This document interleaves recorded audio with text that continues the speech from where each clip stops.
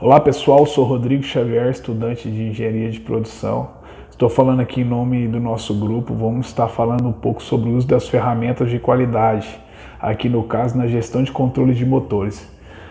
Exemplificamos aqui esse problema para trazer à tona aqui sobre o uso dessas ferramentas, porém podem ser aplicadas em diversos segmentos. Entrando aqui no nosso sumário, vou estar passando quem são os integrantes do grupo, a introdução, ciclo PDCA, ferramentas de qualidade aplicada, aí vamos estar falando do diagrama de Pareto, diagrama de Ishikawa, o brainstorming e os 5 porquês.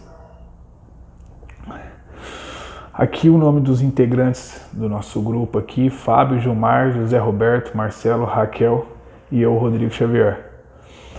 Basicamente existem 3 tipos de manutenção: corretiva, preventiva e preditiva. Corretiva é quando o equipamento quebra sem aviso prévio. Preventiva é quando conseguimos identificar e escolher o melhor horário para poder estar parando o equipamento, evitando assim paradas longas, diminuindo o tempo de parada, aumentando a produtividade do equipamento. Preditiva é quando utilizamos tecnologia para poder fazer esses levantamentos sem que o equipamento pare, evitando assim, seria uma maneira mais apurada de preventiva. Vou exemplificar aqui só para ficar claro. Por exemplo, corretiva. Imagine o motor fundiu e ele quebrou. Isso é uma corretiva. A preventiva seria praticamente a troca de óleo que nós fazemos, por exemplo, a cada 500 horas ou a cada 10 mil quilômetros. E a preditiva seria uma análise de óleo, onde você coleta esse óleo e envia ele para um laboratório onde é realizada a análise e vem mostrando todos os indicadores do óleo, como que ele está. Assim conseguimos ter uma noção sobre a vida útil do motor, sem que seja necessário desmontar o equipamento, através de uma análise preditiva utilizando tecnologia de análise de óleo. Isso é só um exemplo trazendo para vocês a diferença de cada tipo de manutenção. Entrando aqui nas ferramentas de qualidade, temos o ciclo PDCA. PDCA é uma sigla, que significa o P de plan, que seria planejar, o D de do, de fazer, o C de check, de checar, e o A de action, que seria a ação. Não importa o método ou ferramenta utilizada no mundo preventivo, o PDCA é a essência de todos eles. Nós vamos estar olhando mais a fundo aqui os tipos de ferramenta, porém tudo vem dessa essência, vem do PDCA.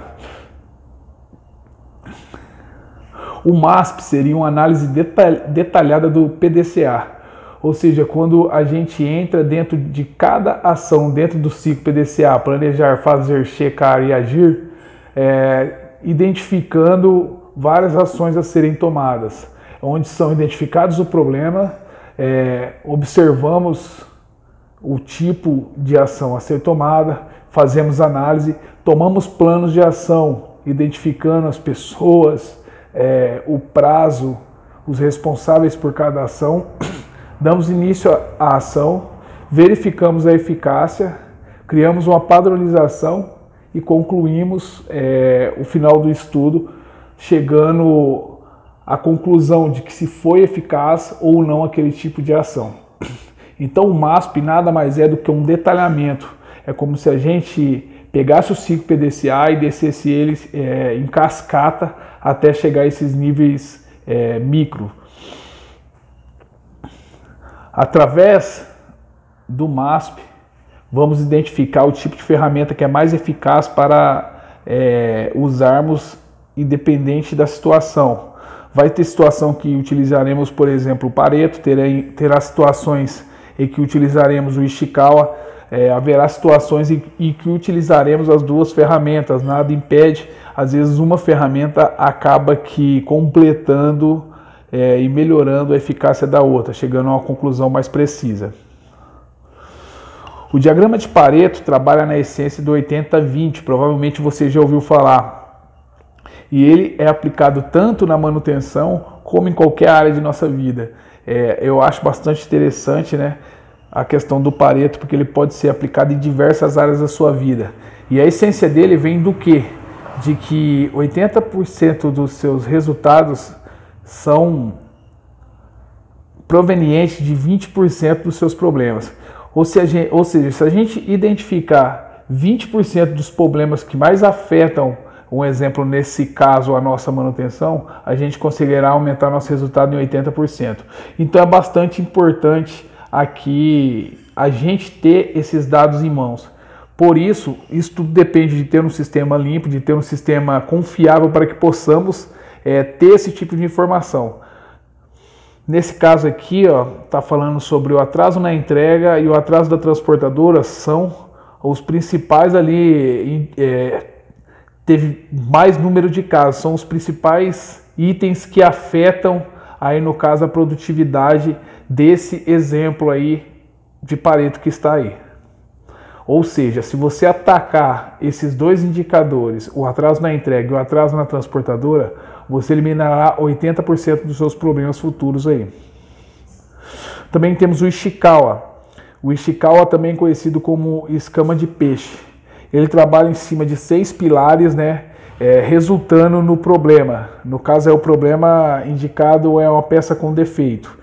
E nisso, esses 6 pilares podem conter indicadores que podem ter resultados nesse efeito. Por exemplo, material, medida, uma máquina, um problema de meio ambiente, um problema de mão de obra ou um problema de método. Nesse exemplo aí, todos esses pilares contêm indicadores, porém não é necessariamente obrigatório que um problema em si tenha todos esses pilares aí, vão ter todos esses problemas identificados em todos os pilares. Pode ser que seja somente material, pode ser que seja somente máquina, pode ser que seja somente método. Então, indiferente, isso leva a um estudo. Uma maneira de se chegar até o preenchimento desse Ishikawa, uma das maneiras mais eficazes é através do brainstorm. Também o turbilhão conhecido como o turbilhão de ideias ou tempestade de ideias.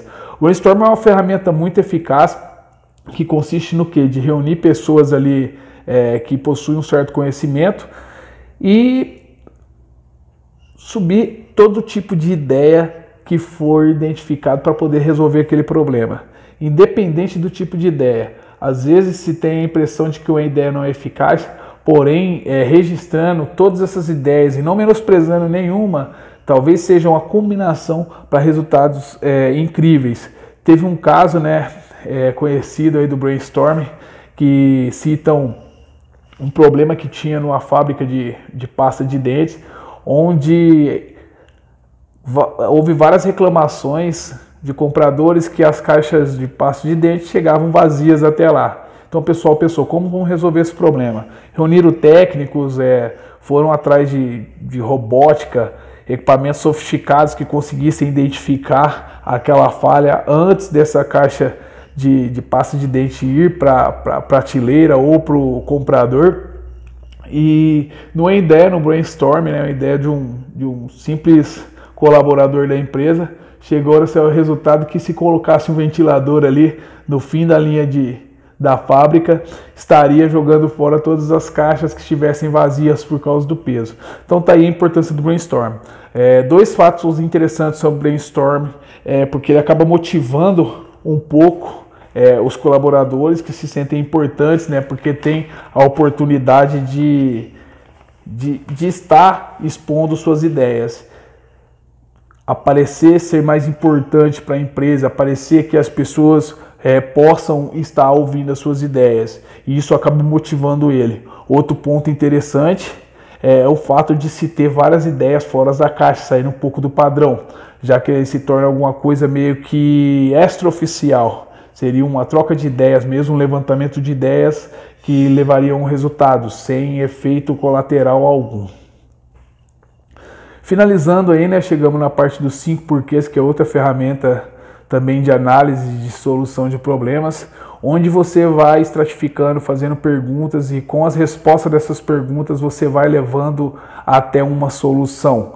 Nesse caso aqui temos um problema aqui que foi exemplificado, que afetou no processo produtivo. E por que afetou esse processo produtivo? Porque ocorreu uma avaria no equipamento. E aí a gente vai adentrando. Mas por que houve uma avaria no equipamento? Ah, porque não foi realizada a manutenção preventiva. Ah, por que não foi realizada a manutenção preventiva? E assim por diante até chegarmos a uma solução. No caso exemplificado foi incluir ações de manutenção preventiva para o equipamento no plano, ou seja, não tinha um plano de manutenção para esse equipamento que levou ao equipamento falhar. E através da ferramenta dos 5 porquês se chegou a essa conclusão. Bom, uma ferramenta, como eu disse, completa a outra. Através do brainstorming você consegue preencher o Ishikawa com mais eficácia e através do Ishikawa e dos itens identificados nele, você pode estar utilizando os 5 porquês para chegar a várias soluções para evitar diversos problemas. Bom pessoal, era isso daí, espero que ficou claro aí. Agradeço a todos aí, qualquer dúvida é só estar enviando. Muito obrigado e uma boa noite.